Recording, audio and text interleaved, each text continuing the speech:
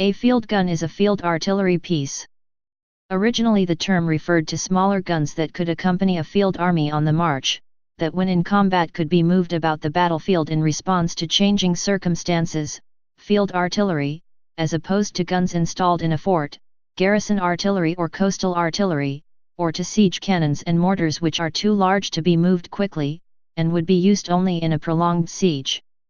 Perhaps the most famous use of the field gun in terms of advanced tactics was Napoleon Bonaparte's use of very large wheels on the guns that allowed them to be moved quickly even during a battle. By moving the guns from point to point during a battle, enemy formations could be broken up to be handled by the infantry or cavalry wherever they were massing, dramatically increasing the overall effectiveness of the attack. World War I. As the evolution of artillery continued, almost all guns of any size became capable of being moved at some speed. With few exceptions, even the largest siege weapons had become mobile by road or rail by the start of World War I, and evolution after that point tended to be towards smaller weapons with increased mobility. Even the German super-heavy guns in World War II were rail or caterpillar track mobile. In British use, a field gun was anything up to around 4.5 inches in caliber. Larger guns were medium and the largest of all heavy. Their largest gun, as opposed to howitzer, was the 5.5-inch, 140 mm, medium, with a range of about 15,000–16,000 yards. World War II.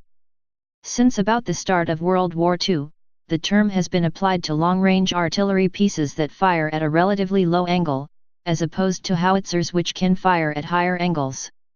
Field guns also lack a specialized purpose, such as anti-tank or coastal artillery. By the later stages of World War II, the majority of artillery in use was either in the form of howitzers of 105 mm to 155 mm, or in form of hybrid anti-tank/field guns that had high enough muzzle velocity to be used in both roles. The most common field guns of the era were the British 5.5-inch, the US 155 mm long tom, a development of a French World War I weapon, and Soviet BS-3, an artillery piece adopted from a naval gun and designed to double up as an anti-tank weapon. The 1960s. The U.S. Army tried the long-range gun again in the 1960s with the M107 175 mm gun. The M107 was used extensively in the Vietnam War and proved effective in artillery duels with the North Vietnamese forces. It was considered a high-maintenance item and was removed from service with U.S. forces after a rash of cracked barrels.